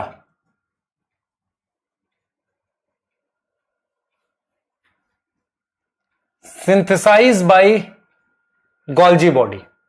आपको पता है हमने मिडल लेमला पढ़ी थी, वो कौन बनाता है, गोल्जी बॉडी बनाता है। दूसरा, आपको नेक्स्ट ईयर एक स्ट्रक्चर पढ़ाया जाएगा जो ह्यूमन स्पर्म का होगा, इस तरीके से बनाते हैं। उसमें यहां पर न्यूक्लियस प्रेजेंट होता है, न्यूक्लियस के ऊपर एंजाइम कंटेनिंग स्ट्रक्चर होता है, उसे एक्रोजोम कहते हैं। एक्रोजोम में एंजाइम होता है जो ओवम की मेम्ब्रेन को डाइजेस्ट करता है, जो ओवम की मेम्ब्रेन को पेनिट्रेट करता है। और ये एक्रोजोम किससे बनता है, किस ऑर्गेनल से बनता है, एक्रोजोम बनता है गोल्जी बॉडी से।